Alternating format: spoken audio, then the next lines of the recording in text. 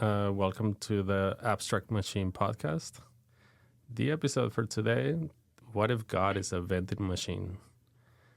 And today we have Stephen Barbone, Professor Emeritus of Philosophy at San Diego State University, whose research focuses primarily on early modern philosophy, metaphysics, and ethics of Baruch Spinoza. A short list of his notable publications include What is an Individual for Spinoza? Spinoza and the Problem of Suicide, Spinoza and Necessary Existence, and not just unmitigated and seemingly unmotivated disaster. What did Spinoza mean by sentimos esperimur que nos externos esse? Short little title there. His engagement with Spinoza's philosophy demonstrates both historical precision and philosophical creativity, situating him as a contemporary interpreter of the Spinozist tradition of eminence, reason, and joy. Welcome to the Abstract Machine podcast, Professor Barbone, where we are friends of Deleuze, Spinoza, and Nietzsche. Thank you for inviting me to chat with you today. My pleasure. So the first question I'm going to ask you is going to be just a fun little question. So if there were any two thinkers, any historical time frame that you could put into a conversation or debate with Spinoza, who would they be and what would they debate? Very good question. One person to talk with Spinoza would have to be anybody alive today. It doesn't have to be a great thinker, a philosopher, or a scientist. It could even be a small child. I think it would be so interesting to see a giant of the 17th century get to talk to one of our contemporaries who can use a cell phone and watch video games and get news from all around the world in an instant. And I think it would be marvelous to get Spinoza's thoughts on how this is happening and how we've got there. Okay, so we're let's get into the conversation, and I'm gonna give one quote here. I'm taking a quote from one of your podcast appearances, one of the many that you have.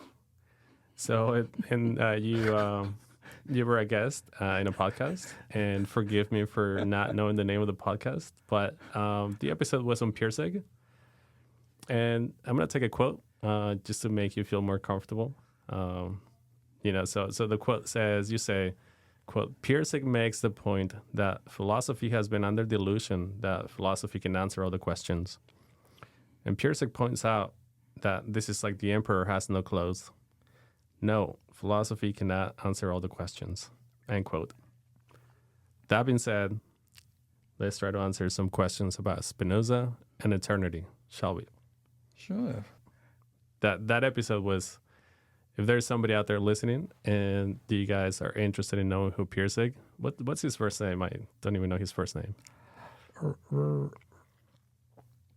going to say it's Robert. Robert. Yeah. And the book that he wrote that you... Zen and the Art of Motorcycle Maintenance. He has another book, Lolita, and a third. Name escaping me right now. One of the... I haven't finished that episode, but one of the takeaways I had was one, Pirsig sounds like an interesting guy. If you get the book because you want to learn how to take apart and put together your motorcycle, it's not going to be a very practical manual. Do not look for philosophers to teach you how to fix motorcycles. But yet the book is an excellent manual about how to do anything. One thing that a person can do well is maintain a motorcycle. It is how you go about doing it, not what you are doing. If that's not a great pitch for the book, to read the book, I don't know what is. I would love to read it at some point. The podcast where you heard that quote was done for the 50th anniversary of that book. Mm. So it's still in print. It's still around. Very cool. Okay, so as I mentioned before, you wrote a paper with an incredibly concise and catchy title. The title is Not Just an Unmitigated and Seemingly Unmotivated Disaster. What could Spinoza mean by sentimos, esperimur que nos externos esse? And I do not speak Latin, so if I mispronounced any of that, please correct me. So first of all, the question is, what's the inside joke with the title here? Can you let us in? Oh, the inside joke, the unmitigated and seemingly unmotivated disaster, is a direct quote from Jonathan Bennett's book, A Study of Spinoza's Ethics. Bennett, for better or worse, helped Spinoza get more attention, become more interesting to academics when Bennett first wrote his book. He was among the first to do a hardcore, we'll say, analytic approach to looking through Spinoza. Bennett gets a lot of Spinoza right, but I think he gets a lot of it wrong, and I think Bennett is very quick to criticize what he thinks are mistakes. And part 5 of Spinoza's book, Ethics, Bennett, among other things, calls it an unmitigated and seemingly unmotivated disaster. And the part sentimos, esperimur que nos aternos esse, do you pronounce it more or less? Is that how you would pronounce it? There are very few people, native Latin speakers, left, so we can't know for sure how Latin speakers might say these words. This is a line from Spinoza's Ethics. He wrote in Latin and Dutch. And that means we feel eternity. I'm just guessing here. It means, if I'm going to do just the plainest translation, we feel and we experience ourselves to be eternal. Perfect. So why don't we set up the background for Spinoza here? Why don't we start with what was the most dominant view on the relation between the mind and the body in Spinoza's time? And how does Spinoza, how does his view differ or agree with that dominant view at the time? The most dominant view would have been, at his time, would have been the Aristotelian scholastic view. Minds or souls and bodies together make up one substance. God, by a miracle, at the time of death, would be able to separate the subsistent soul from the body so that the subsistent soul could remain, the body could corrupt. That was the most dominant view. Just prior to Spinoza, Descartes comes along and says, oh, no, it's different now. Minds and bodies are completely distinct substances. And they can be separated, and God indeed does separate them. They are completely separate. Descartes may have gone too far, because if they are completely separate substances, this makes interaction between them impossible. And so today we have the hard problem of consciousness. How can my immaterial mind direct my very material body? How do things that occur to my body, how can the mind, which is supposed to be immaterial, know about these things? Descartes did a lot to advance contemporary science and thought, but there was still then this mind-body divide. Right. Spinoza, among many other of his contemporaries, worked to try to figure out how to overcome that divide. Spinoza's solution, in a quick nutshell, is there's no divide. Minds and bodies are exactly the same thing. It's just, we'll say, a point of view. And this is the view that gets categorized in the Spinoza's scholarship as parallelism. Is that correct? Yes. So Spinoza, I'll use another fancy word, is a monist, which refers that to the point that there is one substance and one only. we don't have to worry whether it's a mental substance or a physical substance. Under Spinoza's view, it's both. The parallelism, not a word Spinoza ever used, a word that Leibniz applied to Spinoza's philosophy, is the thought that whatever is going on with the mind, with mental things, ideas, thoughts, also, likewise, the same, but in a physical way, is going on with the body. So not two things are happening, one thing is happening. It can be described as mental, it can be described as physical.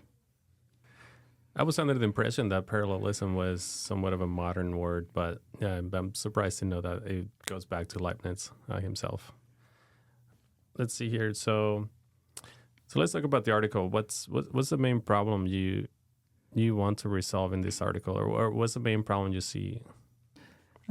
A big problem with Spinoza's ethics is that he spends so much time, there are 5 parts to it, in part 2 especially is pretty much dedicated to this discussion of how the mind and body are really one thing, not two separate things. Monism that we just mentioned, or parallelism? That reality is monist-based, and that our minds, our bodies are identical, just understood or perceived in different ways.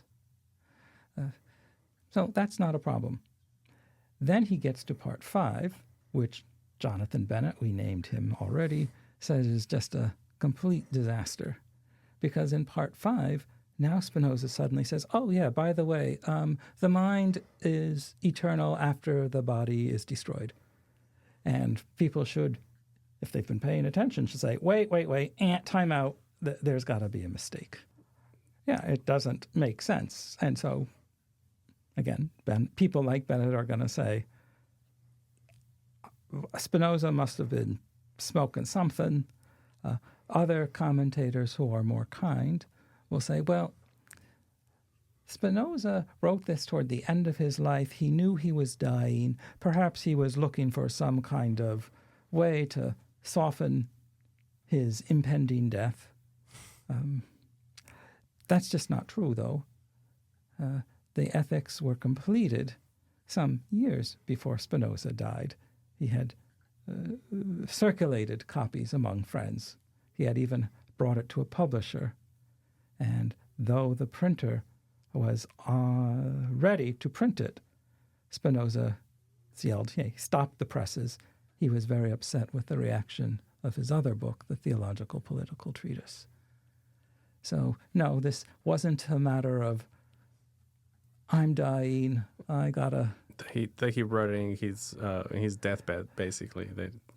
Not kind of a deathbed delirium. Right.